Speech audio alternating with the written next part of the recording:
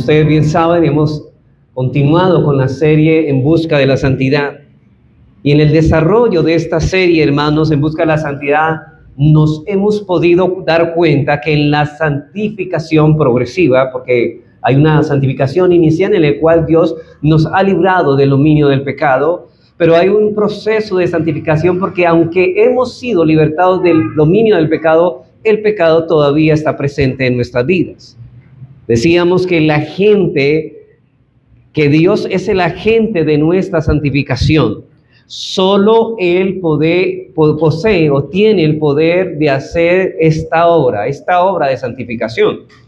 Dice Pablo en Primera de Tesalonicenses 5:23, dice, y el mismo Dios de paz os santifique por completo, y todo vuestro ser, espíritu, alma y cuerpo, sean guardados irreprensibles para la venida de nuestro Señor Jesucristo.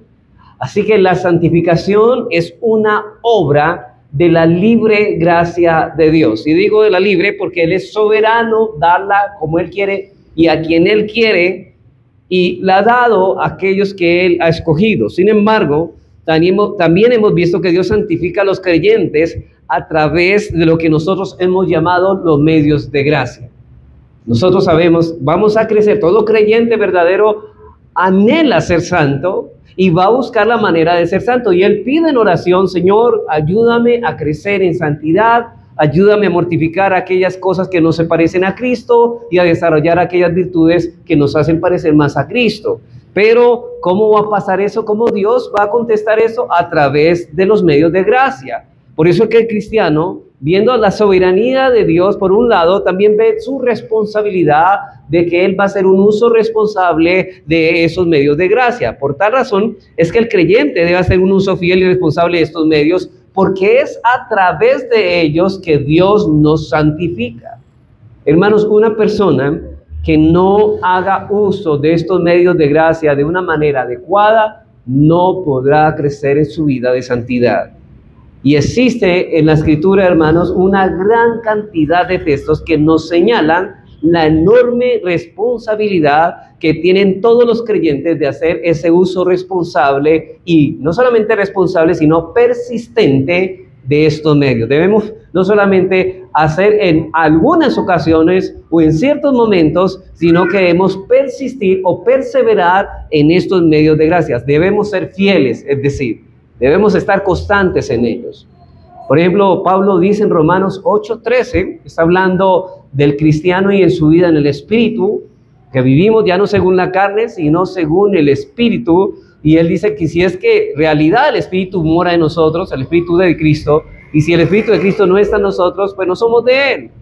Pero ahora dice en Romanos 8:13, dice, porque si vivís conforme a la carne, o sea, si nos vivimos amparados en nuestras propias fuerzas y en nuestra propia sabiduría, dice, moriréis.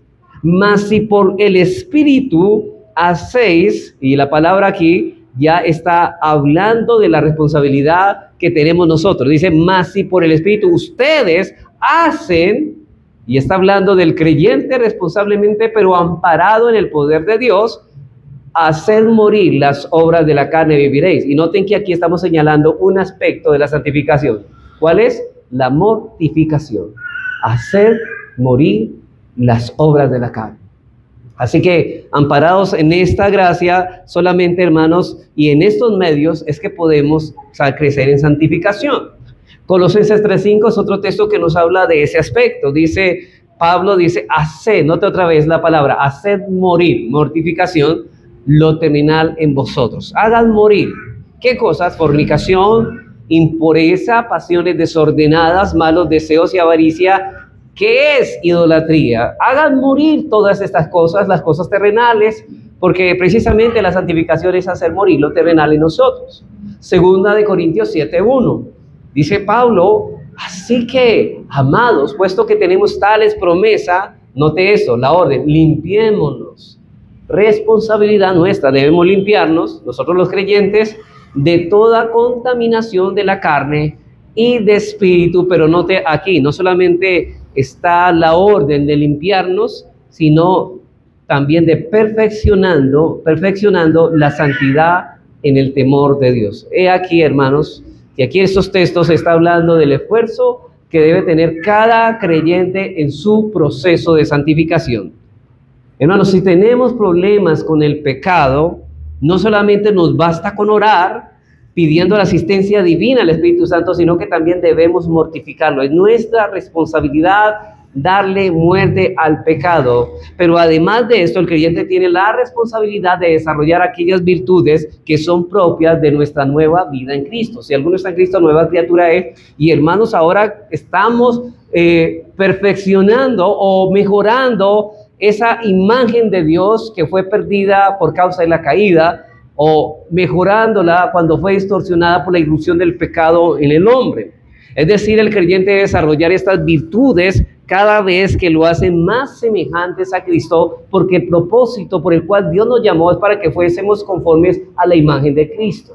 Ya habíamos dicho que todas las cosas ayudan para bien. La semana pasada estuvimos tratando el tema de la disciplina, que Dios utiliza la disciplina precisamente para desarrollar en nosotros virtudes buenas que nos hagan parecer más a nuestro Salvador. Segunda de Pedro 5 al 7, dice así también lo mismo. Y note que aquí ya no habla de la mortificación, sino del desarrollo de las virtudes de Cristo. Dice así: vosotros también poniendo toda diligencia, por esto mismo, dice, añadid a vuestra fe virtud. Mire, virtudes que hay que desarrollar. Y la palabra virtud es coraje. A la virtud, conocimiento. Al conocimiento, dominio propio. No solamente nos llenamos de conocimiento. El conocimiento es una virtud. Debemos conocer a Dios por medio de su palabra. Debemos conocer la voluntad de Dios por medio de su escritura. Dice, para que así también desarrollemos dominio propio. El dominio propio nos lleva a la paciencia a la piedad, y a la piedad afecto fraternal, y al afecto fraternal desarrollaremos el amor, que es un fruto precisamente del Espíritu Santo que Pablo habla en Gálatas 5:22. Hermanos, todo esto es responsabilidad del creyente. Todo verdadero creyente debe estar ocupado en esa importante labor de desarrollar estas virtudes cristianas. Y lo hace a través de medios de gracia que Dios ha provisto. Y decíamos que los medios de gracia son de dos clases, ¿no? Hay medios de gracia públicos y medios de gracia privados. Recuerden que los medios de gracia públicos son aquellos que se brotan de nuestra comunión con los hermanos de la iglesia. Es decir, cuando estamos reunidos, la iglesia como iglesia, y participamos de los medios, nos exhortamos unos a otros, es de esa manera que crecemos en santificación. Y los medios de gracia privados son aquellos que brotan de nuestra relación privada con el Señor, cuando nos encerramos a orar en nuestra habitación, o oramos y leemos las escrituras de manera personal. Haciendo constantemente crecemos en santidad. De estos últimos hemos tratado algunos estos domingos. Hemos ya hablado, por ejemplo, de estos medios privados. Hemos tratado en primer lugar la lectura personal de las escrituras. En segundo lugar, la persistencia en la oración privada.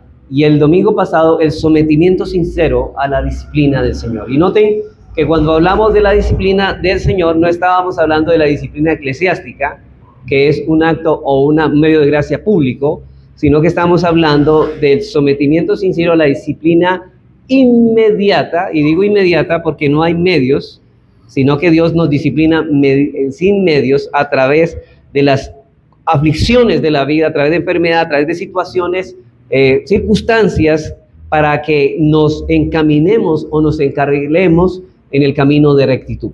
Ahora, en la mañana de hoy vamos a considerar nuestro cuarto medio de gracia privado.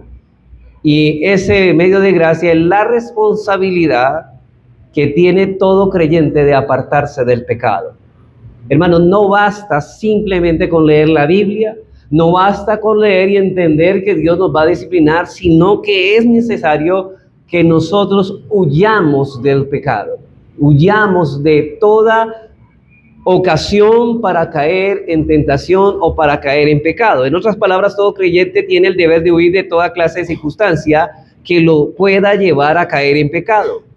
Y hermanos, para mortificar de una forma efectiva el pecado que aún mora en nosotros, debemos orar, debemos leer la palabra de Dios, pero también es muy necesario que huyamos de toda circunstancia que pueda llevarnos a pecar contra Dios. Y aquí aclaro, a pecar contra Dios, porque realmente cuando el creyente se arrepiente, siente un santo pesar por haber ofendido a Dios. Un cristiano, el verdadero arrepentimiento no es el dolor por las consecuencias del castigo que recibimos justamente, sino por haber ofendido a un Dios tan bueno. Y aquí es donde nosotros debemos de huir del pecado, porque no queremos en nuestro corazón ofender al Dios que amamos. Sabemos que Dios es el objeto supremo de nuestro amor. No hay por encima de Él nada que amemos más, y así debe ser. Porque si hay algo que esté por encima del amor a Dios, es un ídolo. Y dice Pablo también, huyan de la idolatría. Huyan. Y hermanos, si no huimos de los pecados, tal vez, hermanos, estemos poniendo nuestros afectos en cosas por encima de Dios, en otras cosas. Así que, hermanos, vamos a desarrollar este tema en esta tarde, en esta mañana, que es necesario que huyamos de todo tipo de circunstancia que nos debe llevar a pecar. Así que vamos a desarrollar esta enseñanza bajo 3 puntos. En primer lugar, vamos a mirar el fundamento bíblico de esta responsabilidad. Vamos a mirar dónde está este deber, porque hay un fundamento, ¿no? Establecer el fundamento de esta responsabilidad, o si usted lo quiere llamar deber. En segundo lugar, vamos a ver el planteamiento de esta responsabilidad o la explicación de esta responsabilidad, que Pablo no solamente dice, vamos a mostrar que eso está en la Biblia, sino cómo Pablo explica esta responsabilidad. Y en tercer lugar es donde vamos a estar un poco más detenidos, es en la aplicación de esta responsabilidad, la aplicación de esta responsabilidad en algunas circunstancias particulares o especiales. Bien, vamos a nuestro primer punto, y es el fundamento de esta responsabilidad. Si ustedes quieren apuntar, el fundamento de esta responsabilidad es nuestro primer punto. Hermanos, la palabra de Dios pone sobre los hombros del creyente la responsabilidad de apartarse de todas aquellas circunstancias que nos puedan llevar a pecar. Observemos algunos textos donde encontramos el fundamento de esta responsabilidad, y me refiero al de huir de toda clase de circunstancia que nos puede llevar a caer en pecado. Y es importante que lo que vamos a poder ver en cada uno de estos textos se encuentra en un tono imperativo. Es decir, hermanos, esto no es una sugerencia, esto no es algo opcional, si ustedes quieren hacerlo o no. Todo verdadero creyente se ve demandado o se le exige que pueda vivir y más bien abstenerse de ciertas circunstancias que lo puedan llevar a pecar. Aquí estamos hablando de una orden, es decir, que se trata no de algo opcional, ni de una sugerencia, sino de un mandato, de una orden. ¿Y cuál es la orden? Huye del pecado, huye de cualquier ocasión que te pueda llevar a caer en pecado. Y vamos a 1 Corintios 6:18, porque Pablo aquí está hablando en este texto de la fornicación. Y está hablando de un pecado realmente que se vivía en el contexto de los corintios. Por ejemplo, antes de entrar al texto, ustedes miran que en Corintio había un templo y un culto a la diosa Artemisa. Bueno, esa diosa se le adoraba a través de las relaciones sexuales, y habían sacerdotisas que eran prácticamente prostitutas, y los que iban a adorar supuestamente a la diosa para provocar a celos a la naturaleza y producir los frutos abundantes y los cultivos. Entonces ellos decían que la única forma era adorar a Artemisa. ¿Y cómo lo hacían? A través de sacerdotisas que eran prostitutas, y se ejercían actos sexuales para adorar a Dios supuestamente. Y Pablo pregunta, ¿y qué manera de adorar es esta? Entonces ahí viene la orden de Pablo en este versículo, y entonces en este texto Pablo está hablando de la manera particular del pecado de la fornicación, y noten lo que él dice: huid de la fornicación, huyan de esto. Hermanos, porque la fornicación y la idolatría están íntimamente relacionados. No solamente hay que orar a Dios que no nos deje caer en pecado, como dice el Padre Nuestro, sino que debemos huir de la fornicación. Y el término que Pablo usa en este texto posee un vasto significado y hace referencia a cualquier manera en que el sexo sea usado de forma ilícita, a toda clase de impureza sexual. Y hermanos, no se alarme por lo que estoy hablando. Usted puede decir, es que hay niños pastor aquí. y va a hablar de un tema que, no hermanos, de estos temas, ustedes deben también hablar a sus hijos de la sexualidad pura. Recuerden, hermanos, que la esencia del séptimo mandamiento que dice no adulterarás, la esencia es que conservemos la sexualidad de una manera pura y santa. La sexualidad no es algo malo, es algo bueno que Dios dio siempre y cuando lo utilicemos en el marco correcto y apropiado, como Dios lo ha mandado, pero es una bendición de Dios la sexualidad y el sexo. Pero el Señor aquí nos habla de algo impuro, cuando han pervertido la sexualidad y la han convertido en algo sucio. Así que, hermanos, Él dice huir de la fornicación. Y ahora noten, hermanos, ahora quiero señalar que cuando Pablo escribió esta carta a los Corintios y dirigían esta carta la leían a la iglesia y en la iglesia estaban presentes tanto adultos como niños.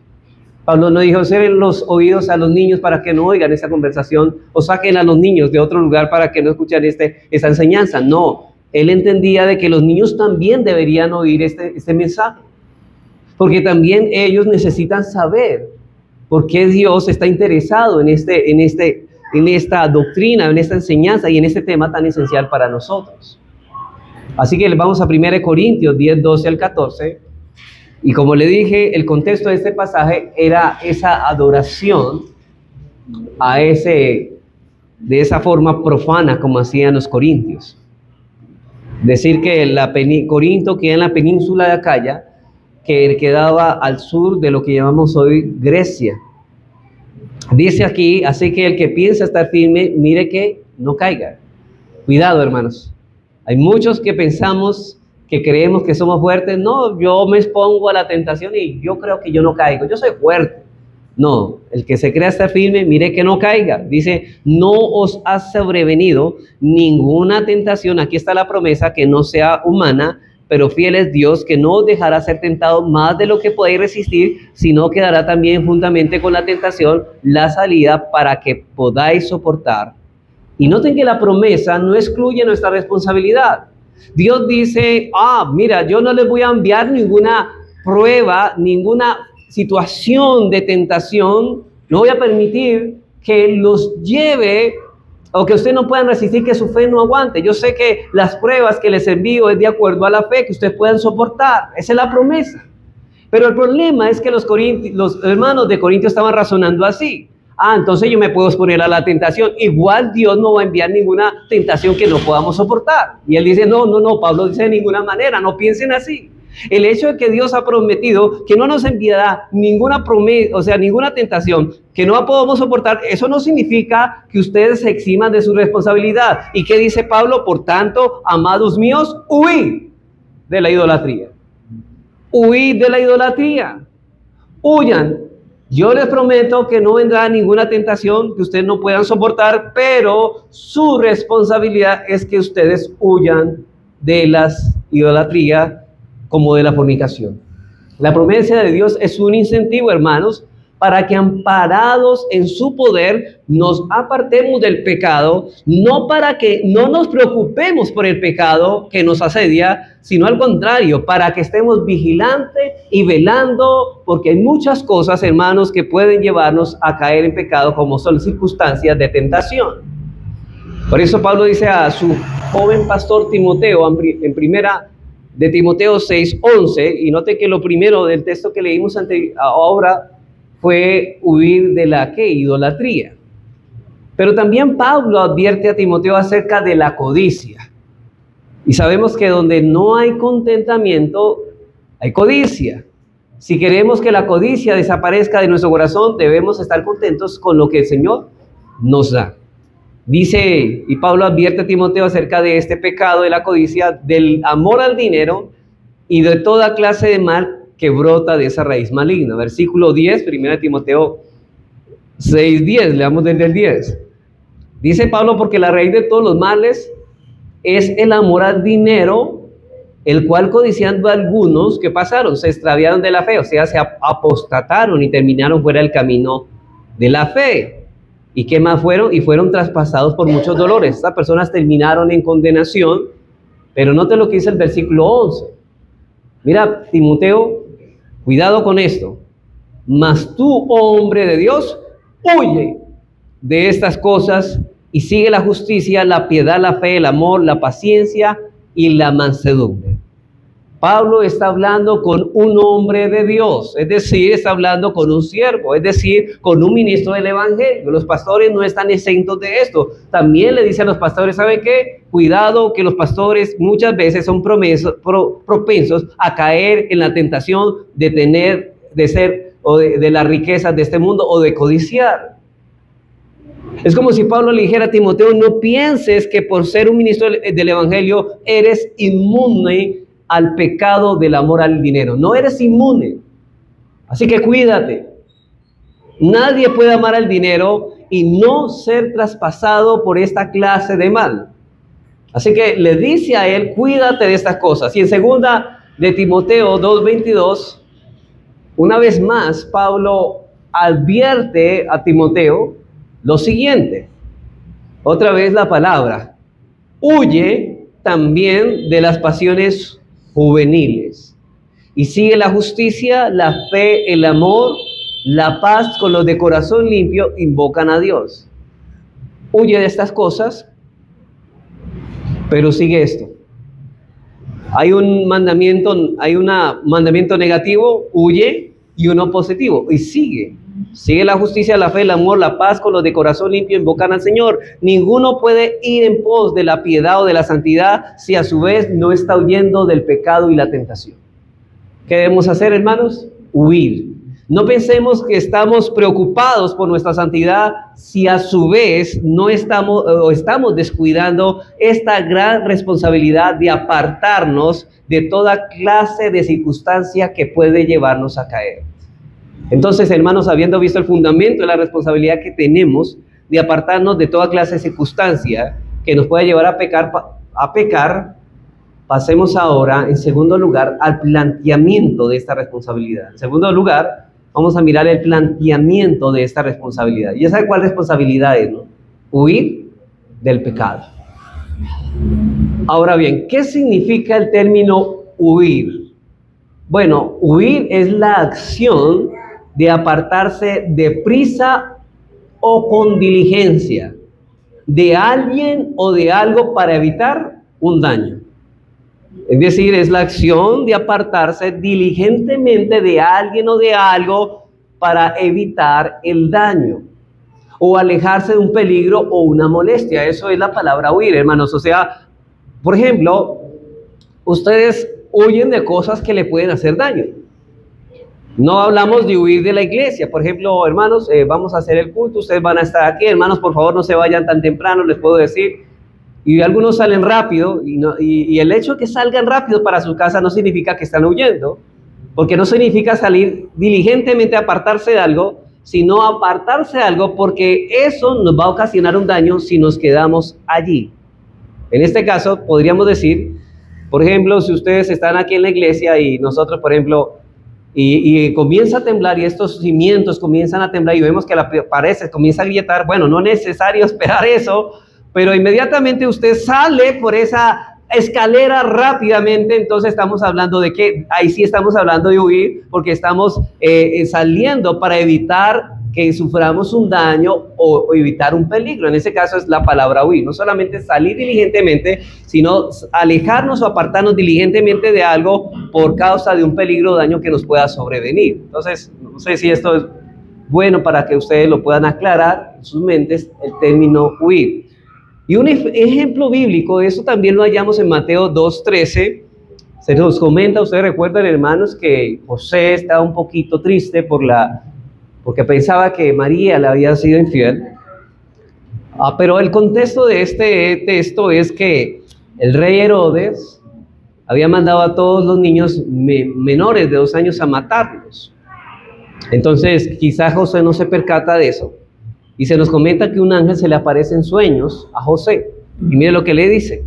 Le dice el ángel a José, le dice, levántate y toma al niño y a su madre, y note esto, y huye a Egipto. La pregunta es, ¿por qué él iba a huir de Judá a Egipto? Porque había un peligro, porque él podía, si se quedaba ahí, si no huía diligentemente, entonces vendría un daño ¿contra quién? Contra su hijo, en este caso Jesús.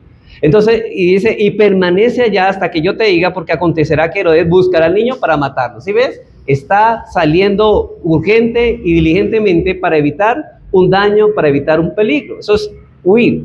En otras palabras, José, aléjate del peligro en que se halla el niño, porque Herodes lo está buscando para matarlo. Así que otro ejemplo lo encontramos en Mateo 24, en el que el Señor advierte a sus discípulos, y este está en el contexto del juicio que Dios iba a traer sobre Jerusalén, y advierte a sus discípulos sobre la destrucción que viene sobre Jerusalén. ¿Se acuerda que estaba determinado para Israel, Jerusalén, que iba a ser destruido? Dice en el versículo 16 de Mateo 24, entonces los que están en Judea, ¿qué dicen?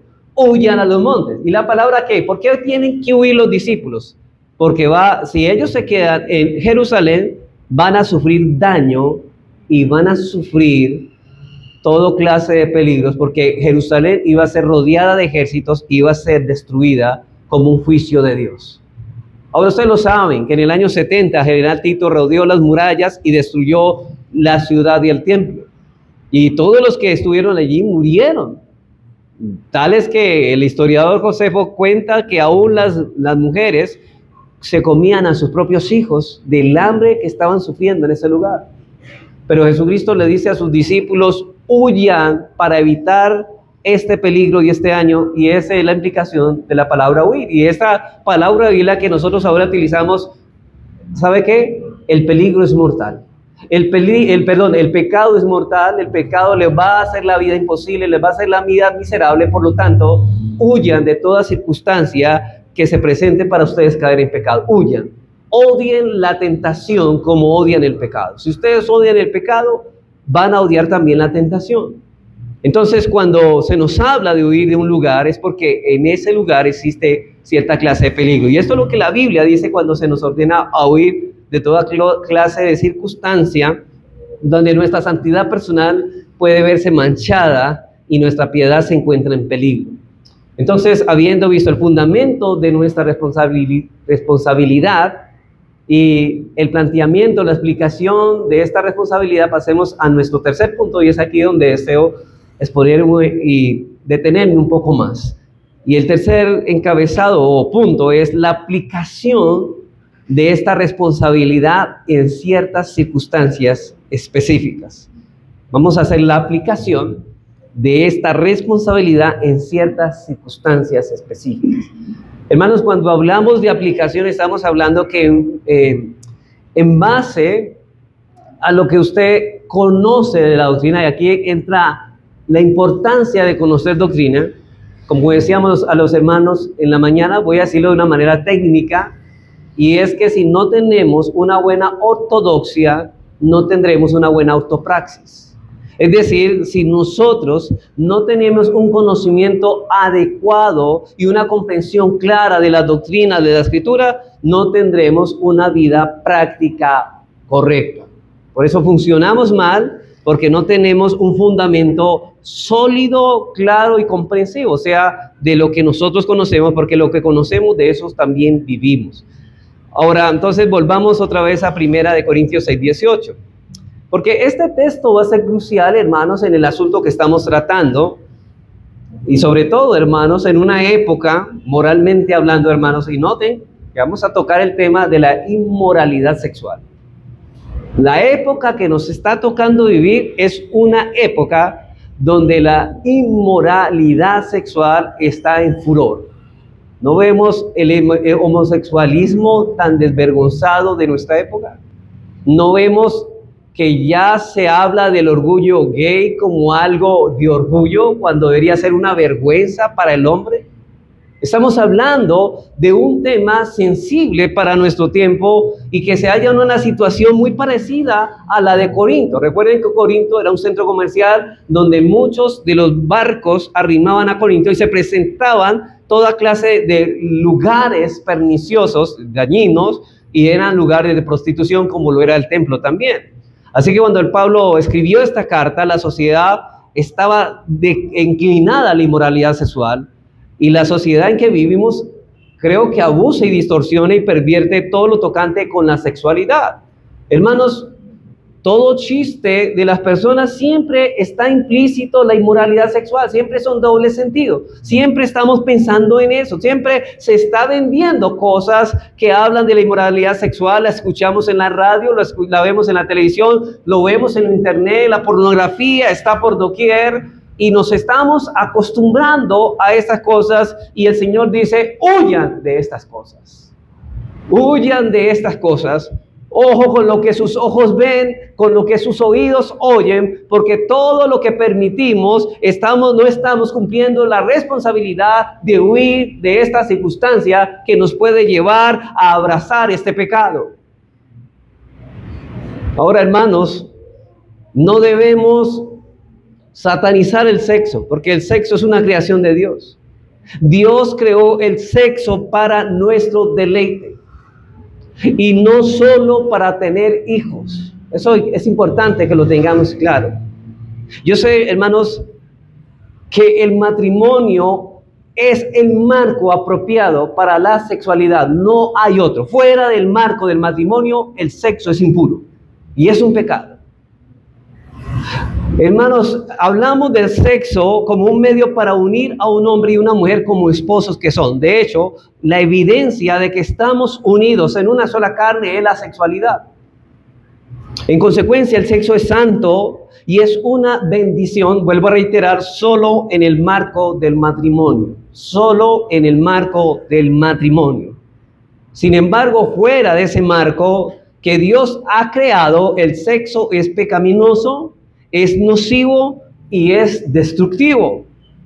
Esos creyentes de la iglesia de Corinto corrían con bastante peligro en la sociedad en que vivían. Por este motivo es importante que el apóstol Pablo comience a dar ciertas pautas, regulaciones en esta carta concernientes al asunto de que huyamos de la fornicación.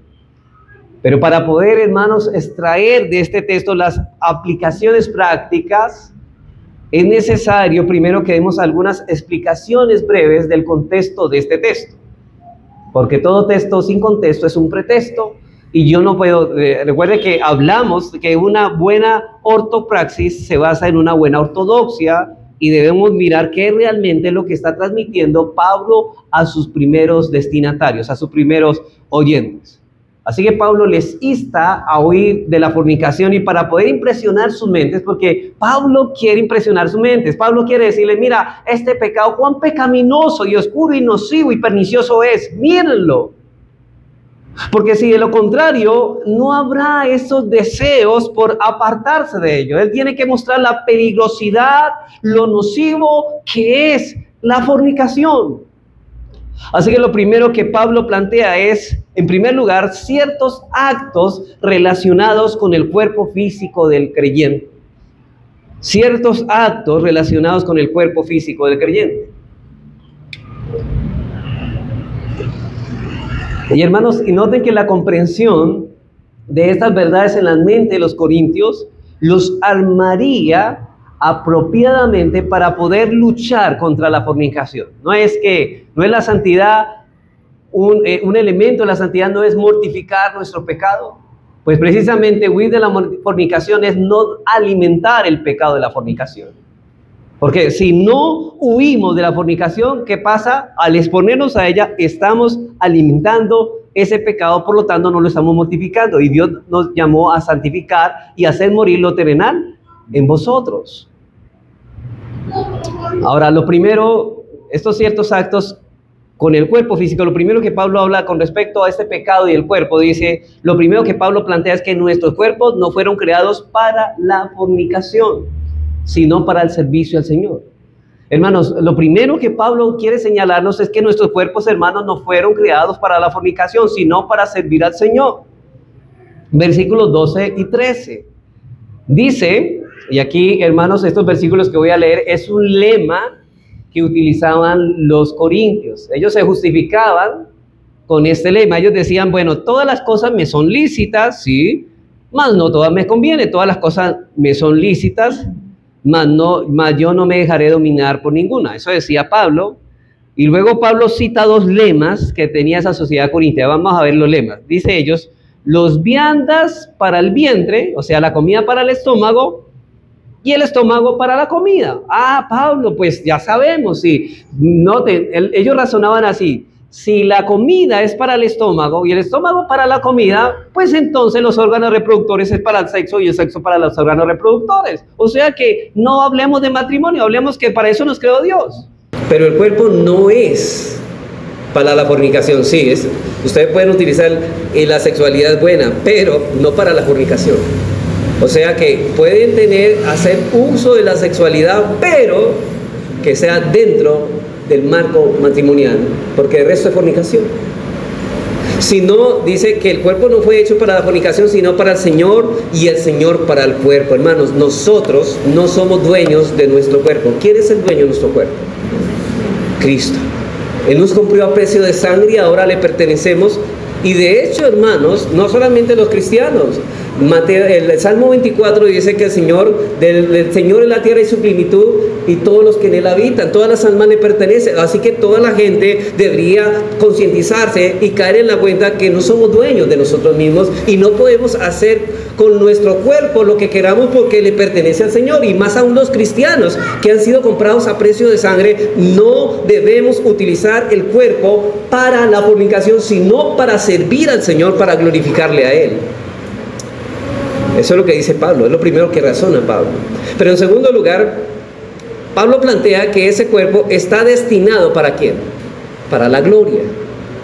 Vivimos en unos cuerpos débiles, sí, sujetos a la caída, nos cansamos, nos debilitamos.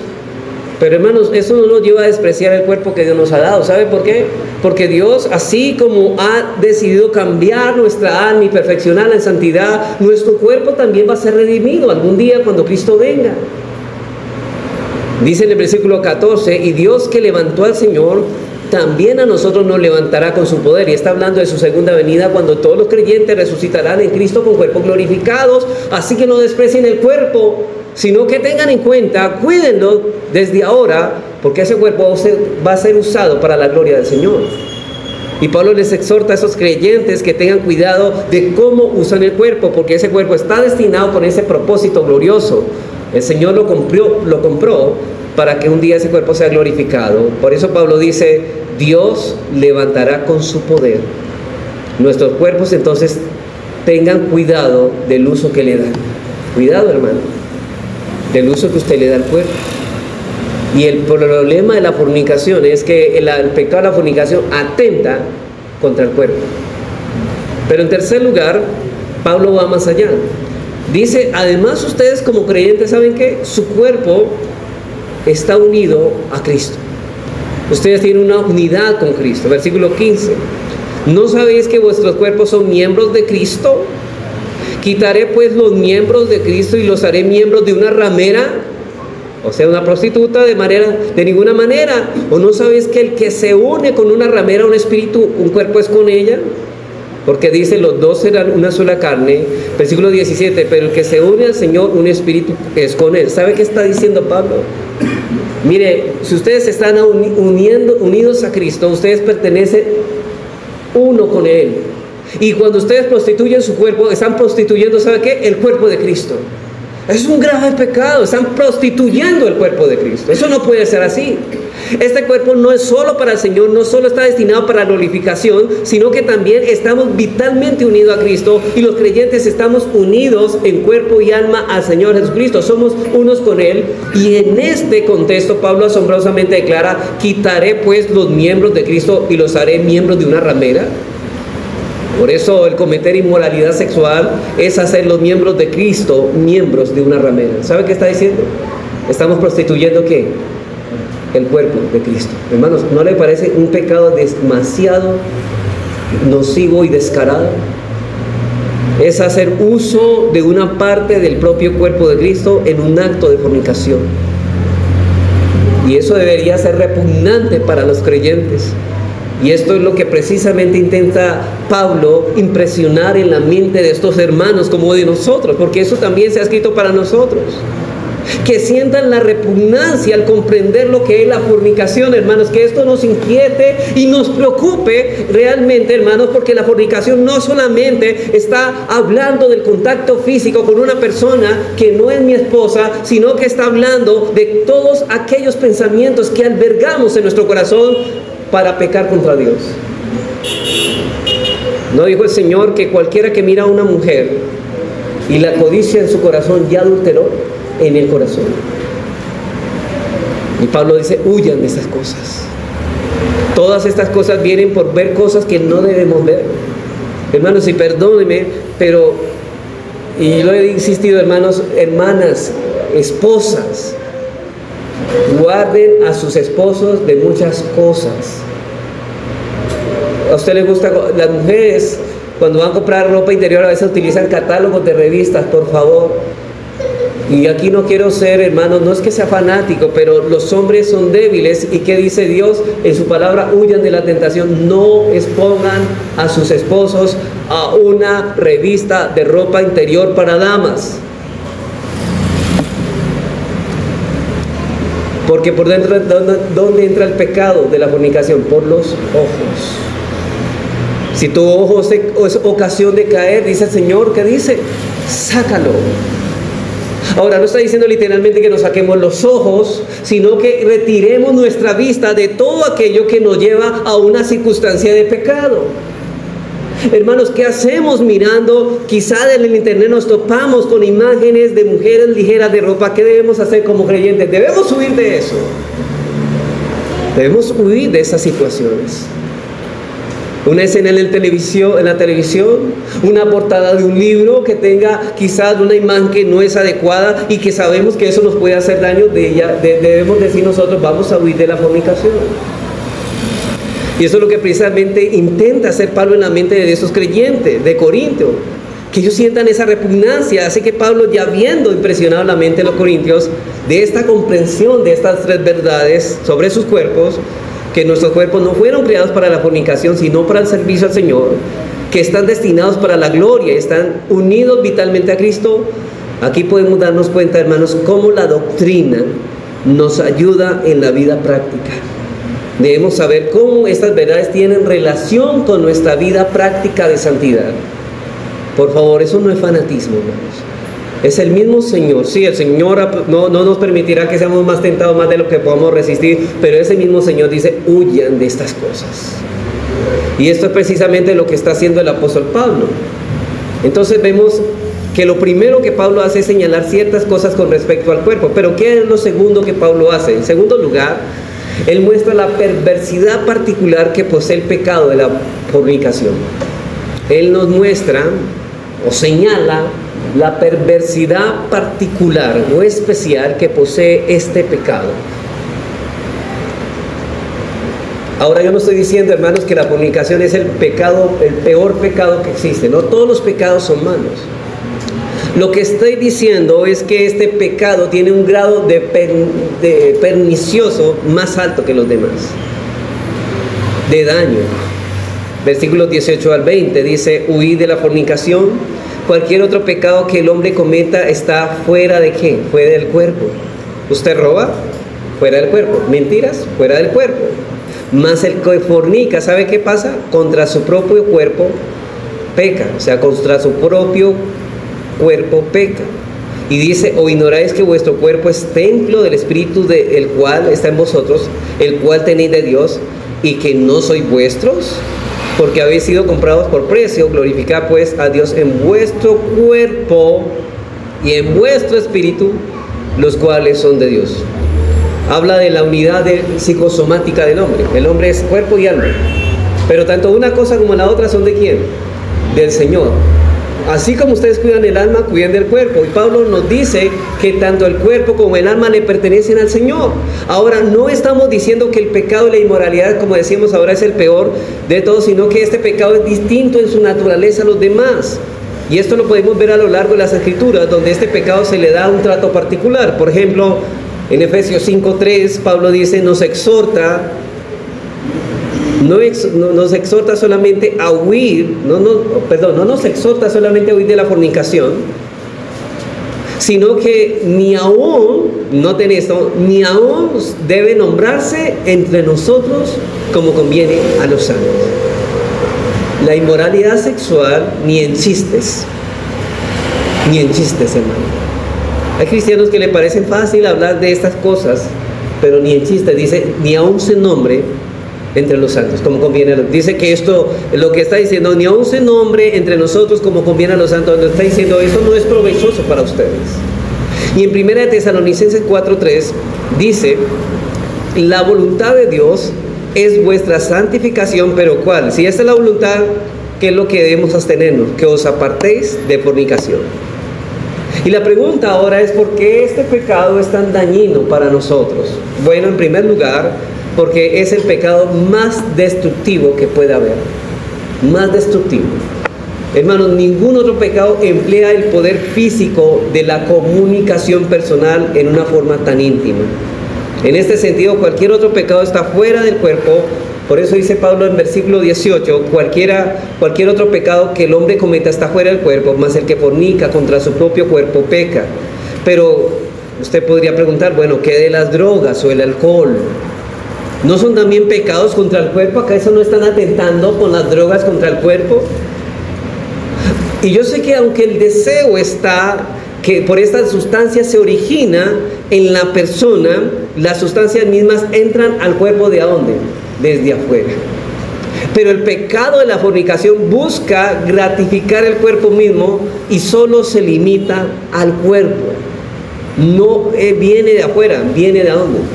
De adentro. En un sentido, este pecado es autodestructivo, porque brota de nosotros para destruir a nosotros mismos, para destruir nuestro cuerpo, aunque las drogas y el alcohol vienen de afuera. En este sentido, este pecado es diferente al resto, que permanece en el cuerpo y llega hasta los sentidos, y este es un pecado destructivo más que ningún otro. En segundo lugar, dice Pablo, este pecado contiene una perversidad particular. ¿Sabe por qué? Porque atenta contra el templo de Dios y en consecuencia es un pecado contra el Espíritu Santo. Este pecado no solamente, hermanos, atenta contra nuestro cuerpo, sino atenta contra el templo de Dios. ¿Quién es el templo de Dios en esta nueva dispensación? El cuerpo nuestro. Y dice, y en consecuencia, como el templo es morada del Espíritu Santo, entonces es un pecado contra el Espíritu Santo. Por eso dice el versículo 19, ¿o ignoráis que vuestro cuerpo es templo del Espíritu Santo? ¿Ustedes acaso no saben? ¿Acaso se les ha olvidado que su cuerpo es el templo? Entonces, ¿qué hacen? Utilizando el templo de Dios para la fornicación. Están profanando el templo de Dios, además que están atentando contra el Espíritu de Dios. Cuando permitimos, hermanos, que entren pensamientos a nuestras mentes sexualmente, una mujer que no debe estar allí, porque no debe estar allí, estamos permitiendo que el templo de Dios sea profanado. Y esto no solamente para los casados, sino también para los solteros. Una mujer no debe estar en la mente, la única mujer que debe estar en la mente de un hombre casado es su esposa. Y de un hombre que es soltero, ninguna. Ninguna en este aspecto sexual. ¿Por dónde llega el pecado de la masturbación y todas estas cosas? Por pensar en una mujer. Él no está pensando en una escoba o en un tropeador para hacer esto. Es la imagen de una mujer que tiene grabada en la mente, y con esa imagen esto lo lleva a consentir pecado y a tomar esas cosas, y eso es lo que nosotros debemos huir de estas cosas. Jóvenes que me escuchan, que son solteros, por favor, guarden, huyan de estos pensamientos. Como dice Pablo, que nuestras armas de nuestra milicia no son carnales, sino poderosas en Dios para destrucción de fortalezas, pero debemos huir, hermanos, llevando todo pensamiento cautivo a la obediencia a Cristo, huyendo de ello. No permitamos que ese pecado haga nido en nuestra mente, porque los vamos a maquinar y ellos van tomando fuerza hasta tal punto que nos lleven a cometer el pecado como tal. Así que el pecado de la inmoralidad sexual es bastante dañino, porque estamos prostituyendo el templo de Dios. ¿No es lo que hacían supuestamente los griegos con su templo a la diosa Artemisa? Un lugar de prostitución, y sus sacerdotisas eran prostitutas. Y hermanos, nosotros no debemos volvernos, perdone la expresión, prostitutos espirituales. Ahora no estamos hablando Ahora, cuando estamos hablando del pecado contra el Espíritu Santo, no estamos hablando de la blasfemia contra el Espíritu Santo, sino que ese pecado va en contra del Espíritu Santo que mora en nuestro ser. Hermanos, el Espíritu Santo, la palabra misma lo dice, es santo. Y estamos yendo en contra de la santidad. Pero en tercer lugar, hermanos, dice Pablo que este pecado contiene una perversidad particular, porque ¿sabe qué está negando? Está negando el propósito por el cual fuimos redimidos. Está negando el propósito por el cual fuimos redimidos. Versículo 20, porque habéis sido comprados por precio, glorificad pues a Dios en vuestro cuerpo y en vuestro espíritu, los cuales son de Dios. Hermanos, de manera que cuando estamos utilizando el cuerpo para la inmoralidad, estamos negando el fin de la redención. Por eso Pablo amonesta a los corintios que sus cuerpos son templos del Espíritu Santo, han sido comprados a precio y deberían glorificar a Dios. Y la redención está diciendo es que ustedes ya no son dueños de su propio cuerpo. Por tanto dice, huid de la fornicación. El cuerpo está preparado para la gloria, para ser glorificado y le pertenece al Señor. Así que cuando tenemos un claro entendimiento de estas verdades que Pablo ha tratado en relación con nuestros cuerpos, y sobre la perversidad particular de este pecado, si no huimos de la fornicación, hermano, no nos servirá de nada. Usted puede saber todo esto, usted puede decir, uy, cuán dañino es este pecado, cuán nocivo, pero la pregunta es, ¿usted está huyendo de estas cosas? Una cosa, hermanos, como decía alguien, hay una cosa muy estrecha entre el dicho y el hecho, hay mucho trecho. Y hay veces no somos coherentes con lo que hacemos. Acertamos y decimos, estas cosas son así. Pero ¿qué de ti? Estás huyendo de estas cosas. No es suficiente con saber esas cosas. Dice Pablo, es necesario huir de la fornicación. Por otro lado, hermanos, si creemos lo que Dios ha dicho acerca de nuestros cuerpos y acerca de la perversidad particular de ese pecado, si realmente le creemos al Señor, lo vamos a manifestar precisamente ¿qué? Obedeciendo. Acuérdense que la fe es confianza, dependencia y obediencia. Si confiamos en Dios, nos lleva a depender en el poder de su fuerza, sino en el nuestro. Y si dependemos de Él, esto nos lleva a hacer lo que Él dice, a obedecerle, porque confiamos en Él. ¿Y qué vamos a hacer entonces? Vamos a obedecer, vamos a apartarnos. Pero entendemos que no podemos hacerlo si no dependemos de Él en oración, apartándonos de cualquier circunstancia que nos lleve a ese tipo de pecado. Y veamos ahora en tercer lugar, este sí es el final de esta enseñanza, qué significa en la práctica que huyamos de la fornicación. ¿Qué resulta esto en la práctica? Ya lo vimos en la teoría, digámoslo así, pero ¿cómo resulta esto en la práctica, en la vida diaria de nosotros? ¿Qué es huir de la fornicación? Para terminar, veamos 4 aplicaciones prácticas. En primer lugar, la primera aplicación. Debemos huir cuando nos hallamos involuntariamente en una situación oportuna para que se presente la tentación.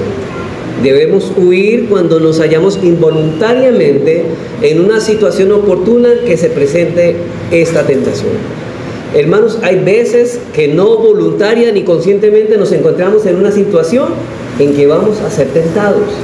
No es algo que veníamos maquinando hace tiempo, no es lo que veníamos cavilando en nuestros pensamientos, pero nos vamos a topar con circunstancias que nos tientan a pecar y también dice el Señor, huyan de ello. Y para eso vamos a utilizar el ejemplo de José. Acuérdense que él se encontraba en la casa de Potifar, pero él se encontraba en la casa de Potifar no por gusto ni voluntariamente, él se encontraba fuera de su propia voluntad. Acuérdese que él había sido comprado como esclavo por unos mercaderes ismaelitas, había sido llevado al mercado de Egipto y Potifar lo compró como su esclavo. Él fue vendido, entonces él no tenía más opción que estar en la casa de Potifar. Y José era un joven responsable con sus deberes. Ustedes recuerdan, hermanos, que todas las cosas que administraba le iba bien.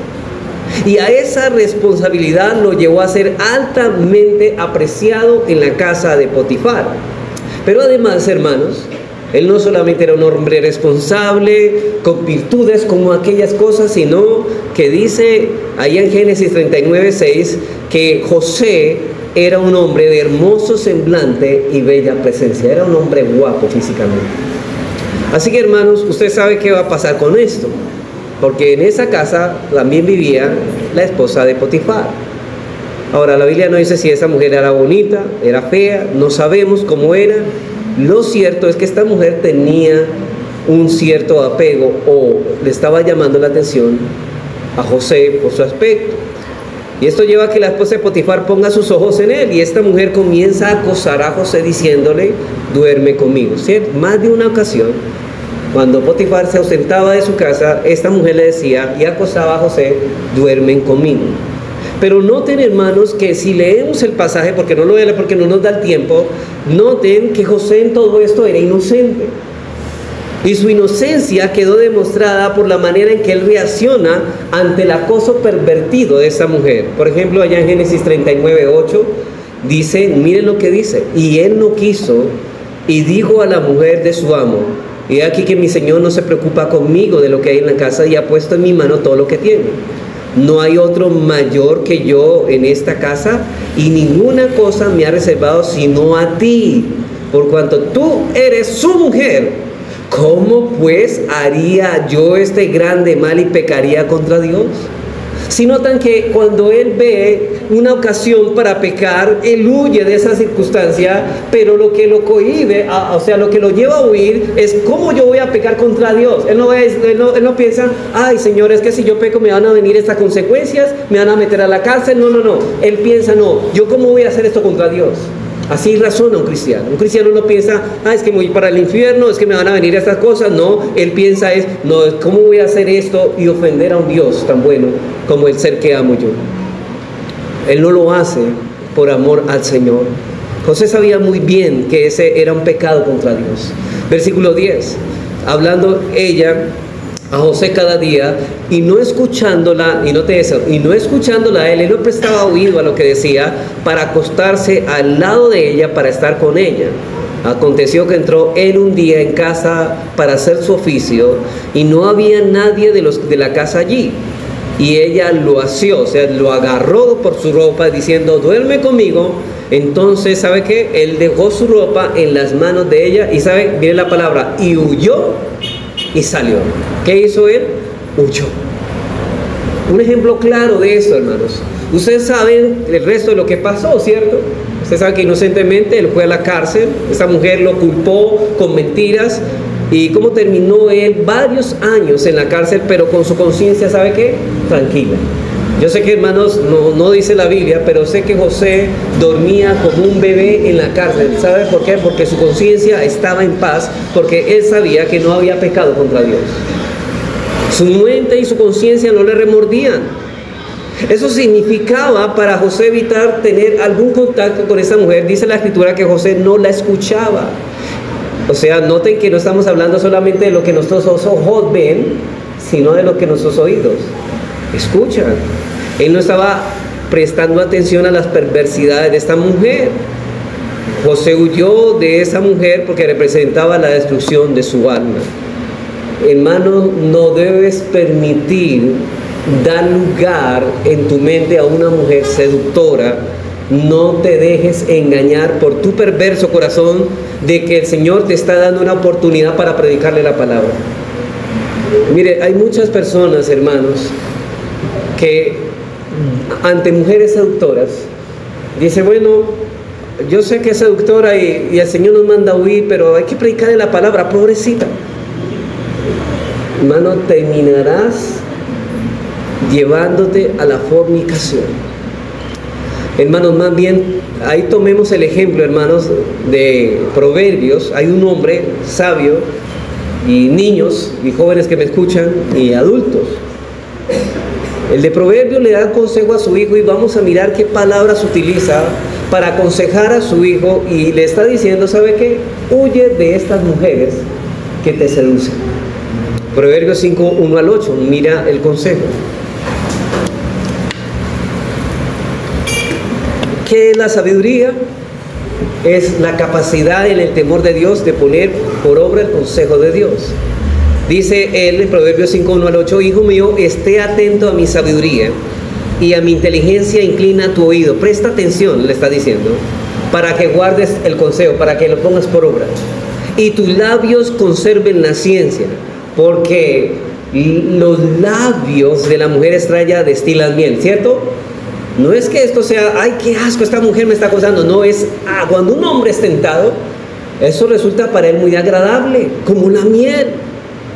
La miel es pegajosa, pero es dulce. Este apego y esta es como la miel que trata de atraer al hombre, y el hombre quedarse ahí. Y dice, y su paladar es más blando que el aceite. Fácilmente nos podemos deslizar en caer en ese pecado por esas palabras. Versículo 4. Pero noten esto, mas su fin es amargo como el ajenjo, agudo como espada de dos filos. Sus pies descienden a la muerte, sus pasos conducen al Seol. Sus caminos son inestables, no los conocerás si no consideras el camino de vida. Y después dice este hombre, le dice a su hijo, ahora pues hijo, oídme y no os apartéis de las razones de mi boca. Y noten el versículo 8, aleja, en otras palabras, huye de ella, aleja de ella tu camino y no te acerques a la puerta de su casa. Ahí no está diciendo ni siquiera entres a la casa, no, ni siquiera te acerques a la puerta, ni siquiera a la puerta. No permitas que esta mujer tenga contacto contigo, huye de ella, porque te va a hacer caer en pecado. Y en segundo lugar, la segunda práctica, hermanos, es que debemos huir del pecado cuando nos encontramos. El primero es cuando hay una relación ilícita, ¿cierto? Eso no tengamos esa relación con esa mujer. Pero hermanos, ¿qué? Y estamos hablando aquí en el contexto de relaciones lícitas. Por ejemplo, los jóvenes solteros pueden tener amigas, obviamente preferible creyentes, ¿no? Pero aquí un consejo para esas amistades.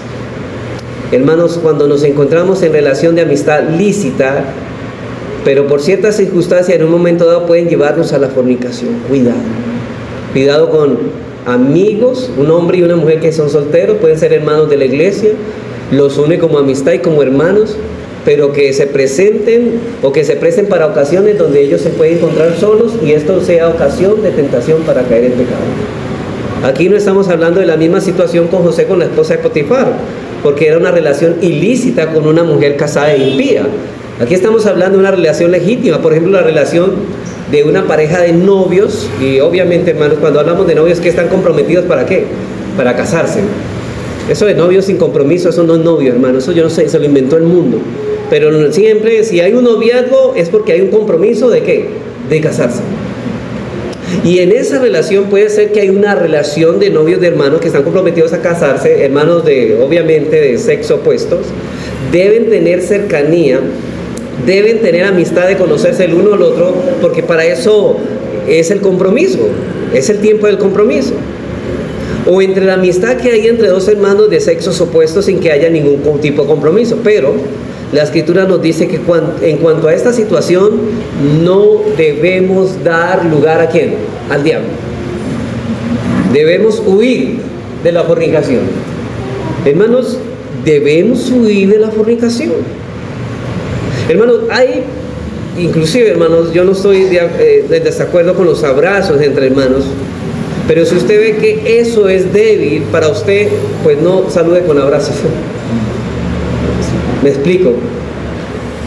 Hay personas que son débiles en esas cosas, entonces no haga eso. Pero estamos hablando de relaciones ilícitas y puedo decirle aquí a los jóvenes, pueden tener amistades jóvenes, pero nunca busquen lugares donde se encuentren solos. No deis lugar al diablo. En tercer lugar, hermanos, y quisiera hablar más de eso, pero el tiempo ya se me ha acabado. En tercer lugar, la Biblia no solo exhorta a huir de esa cosa, sino también a procurar ¿qué? El matrimonio. Noten que siempre la Biblia siempre me gusta porque hay un pecado prohibido y un deber mandado. Y el deber mandado nos ayuda a caer en el pecado prohibido. Es decir, ¿cuál es el pecado prohibido? La fornicación. ¿Cuál es el deber mandado que nos va a ayudar en cierta manera a no caer en fornicación? El matrimonio. Así que es mejor, hermanos, y aquí los hermanos que están solteros, Hermano, no es solamente orar porque, Señor, envíame una esposa, Señor, envíame un esposo. Hay que salir a buscar, hermanos. Hay que salir a pescar. Hay otras iglesias hermanas donde podemos encontrar hermanos que quizá que son piadosos, que están en una membresía, que están caminando rectamente, hermano. Y hermanos, si usted está caminando, usted debe desear, pero también debe comenzar a trabajar por eso. Hermanos, si aquí en este lugar no la está lo que usted busca, puede buscarlo en otra iglesia. Está en la iglesia Bogotá, la iglesia, bueno, no podemos hacer propaganda en las iglesias aquí, pero hay iglesias hermanas donde podemos nosotros también llevar a cabo esa tarea, hermanos. No solamente, hermanos, porque si usted se pone a orar solamente y va a esperar, hermanos, le van a coger los años y el tren se le va y la dejó, o le dejó el tren. No se trata, hermanos, de eso. Yo no se le he enseñado a orar, pero la oración en fe lleva también a la opción. Y ahí es donde nosotros, por ejemplo, es bueno que nuestros hijos, hermanos, como creyentes que somos, involucrados con otra iglesia, llegará el día en que nuestros hijos ya tendrán el tiempo para casarse. ¿Y qué vamos a hacer, hermanos? Vamos a decir, hermano, que ya vamos a orar por su esposa, pero también nosotros no le vamos a decir, pero vamos a mirar, vamos a llevarlo. Hijo, hay una conferencia de jóvenes allá bueno, para jóvenes, no hay jóvenes, sino conferencia para jóvenes. Lo vamos a llevar quizá una creyente, una joven que está caminando en piedad, puede hacer la ayuda idónea para él. Pero los padres también podemos ayudar en ese trabajo, en nuestros hijos. Ahora los hermanos que son solteros ya saben, ya está la responsabilidad, hermanos. No se quede solamente doblando rodillas. Pastores, que estoy doblando rodilla para ver. Y algunas mujeres o algunos hombres están esperando que Dios le envíe y toquen a la puerta. Y exactamente abrió la puerta y llegó el que ella estaba orando. ¿Ellos se imaginan así? Hermanos, eso no va a pasar nunca. Jamás va a pasar eso, a menos que usted salga a buscar las cosas. El Señor también utiliza, el Señor es soberano para responder a nuestras oraciones, pero nosotros somos responsables de buscar esas bendiciones.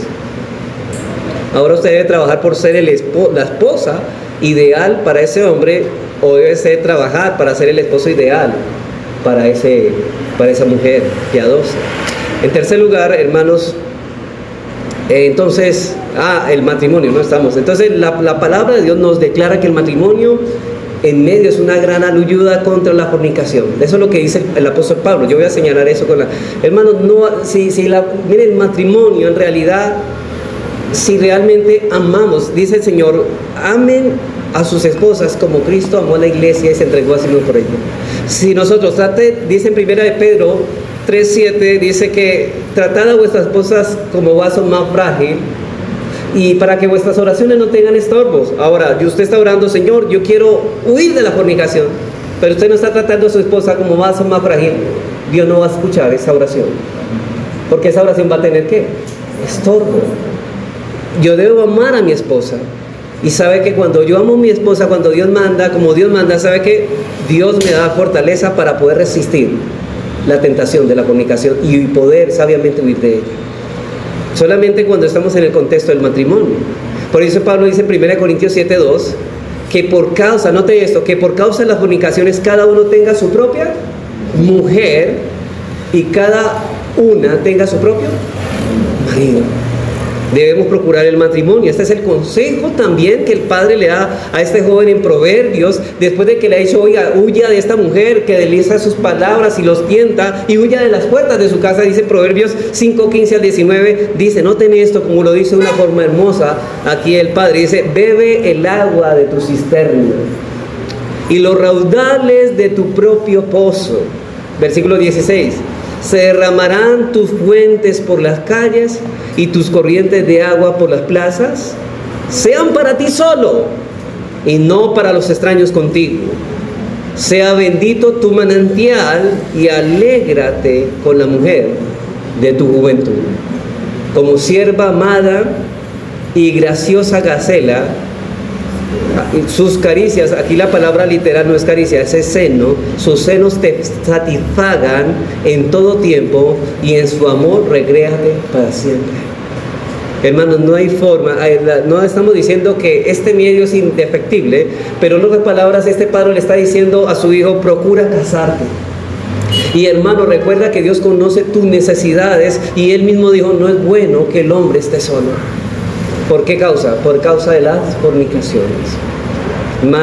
Y más que nadie, hermanos, Él desea verte bien casado, no casado, sino bien casado. Y por último, ahorita sí para terminar, huir de la fornicación es apartarnos de aquellos pecados que brotan de la falta de dominio propio. Hermanos, si usted está luchando con el pecado de la fornicación, usted tiene que comenzar a trabajar con el dominio propio en otras áreas. El dominio propio en el hablar. Hermano, hay personas que no solamente saben hablar y no dejan hablar a otros. Hermanos, eso es un problema con el dominio propio en el hablar. Hay hermanos que inclusive pasan por maleducados. Está hablando de una persona y ellos hablan sin pedir permiso, sin mediar palabra, sino que hablan. Y eso no está bien. Eso es una falta de dominio propio ¿en qué? En el hablar. Pero también falta de dominio propio en el dormir. Hay hermanos que duermen, que parece un oso invernadero.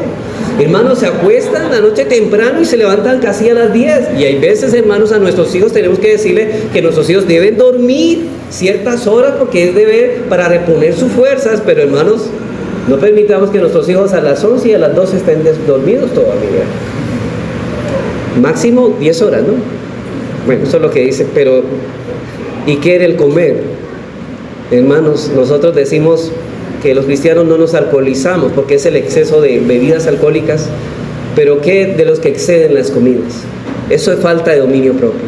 Mire, el que no tiene dominio propio en el hablar, en el dormir, en el comer, difícilmente tendrá dominio propio en los impulsos carnales de la fornicación. Difícilmente, hermano, porque una cosa conecta con la otra. Y hermanos, y debemos tenerlos bajo sujeción en estas áreas, de lo contrario no podemos controlar tampoco las otras. El pecado que llevó a Sodoma y Gomorra no fue la homosexualidad a la destrucción, fue ¿qué? El orgullo. Fue el orgullo. Dice Ezequiel 16:49, noten lo que dice. Y miren los pecados que los llevó a la homosexualidad, miren lo que fue, la inmoralidad sexual. Dice, he aquí que esta fue la maldad de Sodoma, tu hermana, soberbia, saciedad de pan, comían demasiado, y abundancia de ociosidad, dormían demasiado. Mire lo que lo llevó. Todo esto lo llevó al pecado ¿de qué? De la fornicación. Y es uno de los mayores pueblos que fue destruido por su orgullo. Pero de ese orgullo, de la falta de control en el pan, de la pereza, los llevó a la homosexualidad y Dios los destruyó. Este fue el pecado de esta gente. Eran personas ociosas, dormían demasiado, comían demasiado, eran glotones, eran soberbios, eran orgullosos. Si no tenemos control sobre otras áreas de nuestra vida, como en el hablar, como en el comer, como en el dormir, será muy difícil, hermano, luchar eficazmente contra el pecado de la fornicación. Y si en realidad deseamos crecer en santidad, debemos tomar con seriedad esta responsabilidad de apartarnos de la fornicación. Recuerden muy bien, hermanos, que la Biblia no solo nos ordena hoy de la fornicación, sino también de la idolatría, de las pasiones juveniles, del amor al dinero, de la codicia. Por lo tanto, hermanos, debemos persistir en la oración privada, debemos leer diariamente las Escrituras, debemos sinceramente someternos a la disciplina de Dios, pero nada de esto dará su fruto si no nos apartamos del pecado de la fornicación. ¿Y cuál es el consejo? Huir de la fornicación.